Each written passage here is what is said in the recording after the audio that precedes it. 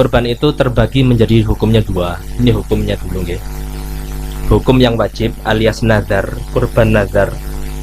Dan hukum yang sunnah, pada dasarnya kurban itu adalah sunnah bagi jenengan, wajib bagi Rasulullah Shallallahu Alaihi Wasallam. Kurban itu hukumnya sunnah muakkad dalam satu rumah. Jadi saya anjurkan kepada jenengan yang dikasih kelebihan harta, jangan langsung kurban itu, kecuali kalau jenengan sudah siap kurban tiap tahun nggak masalah. Satu keluarga ada 5, satu rumah ada 9 orang lah. Satu rumah ada 9 orang. Digilir. Sekarang yang kurban saya dulu, yang kurban saya. Setelah saya, tahun depan saya niat yang kurban adalah istri ya.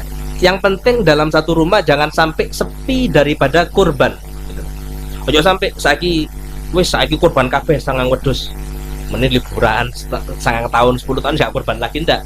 Tapi sunnah muakkad, sunnah kifayah dalam satu rumah itu ada yang kurban meskipun satu. Ada yang kurban meskipun satu. Paham gak? Dan itu hukum kurban adalah sunnah dan menjadi wajib kalau nazar. Nazar itu gimana? Nazar itu kalau jenengan ngomong, kalau ditanya sama orang, awakmu kurban? Oh iya, iki binatang kurbanku. Iki binatang kurbanku. Jenengan ngomong iki binatang kurbanku itu sama dengan nazar. Sama dengan nazar. Kalau sudah nazar, hukumnya kembali kepada daging tadi. Jenengan nggak boleh makan meskipun secuil, nggak boleh makan. Yang nggak boleh bukan hanya jenengan, tapi orang yang masuk dalam wilayah orang yang dinafkahi sama jenengan. Seorang suami menafkahi istri, menafkahi anak-anaknya. Kalau orang tuanya fakir, maka orang tuanya juga ditanggung nafkah sama putranya tadi yang mampu.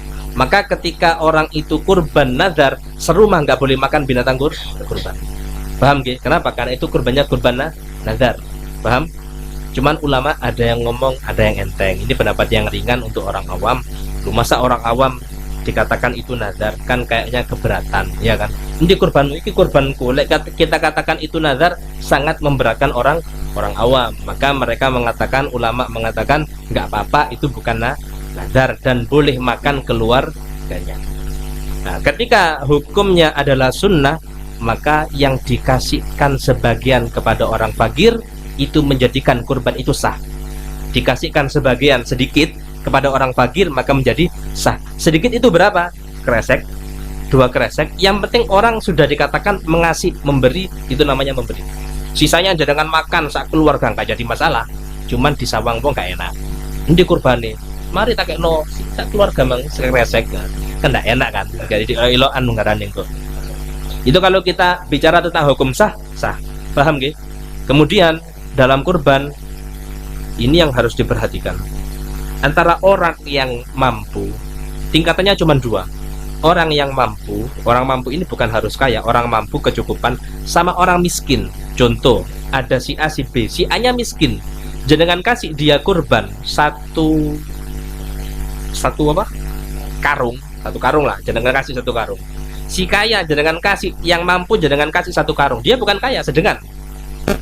Mungkin si miskinnya bingung, iki sekali kulkas kan, dia pergi ke pasar, dia jual daging 1 karung, boleh apa enggak? Boleh. Kenapa? Karena orang miskin punya hak untuk menjual, untuk memberi, untuk memakan, dia bebas saja. Ini orang miskin.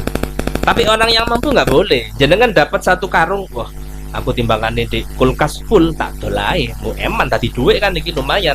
Nggak boleh. Jenengan nggak boleh untuk menjual, jenengan nggak boleh untuk ngasihkan kepada orang kafir, nggak boleh juga. Jenengan hanya berhak untuk memakan atau dikasih kepada orang fakir. Wis tak pangan naik, atau kasihkan kepada orang fakir, itu haknya jenengan. Tapi untuk menjual itu nggak boleh. Paham nggih? Ini bedanya yang menerima antara orang mampu dengan orang miskin. Kemudian yang banyak salah, tapi insya Allah sudah mulai tahassan, sudah mulai baik, itu kulit itu biasanya didol, ya kan? Setelah dijual dikasihkan kepada orang yang menyembelih, diberikan upah atau dikasihkan sebagai uang makan, wallahu a'lam. Itu gimana hukum kulit? Kulit nggak boleh. Kulit itu sama kayak daging. Kurban itu nggak bisa dijual kecuali kalau sudah menjadi haknya orang miskin. Sudah menjadi haknya orang miskin. Meskipun saya yang kurban, saya kurban sapi, kurban kambing, kan akeh. Jadi saya dapat jatah apa, daging, saya dapat jatah kulit. Nah, kulit saya nggak bisa ngelola, tak dolai kulitnya nggak boleh. Kurban itu nggak menerima dijual, kecuali kalau yang jual adalah orang miskin. Paham napa mboten?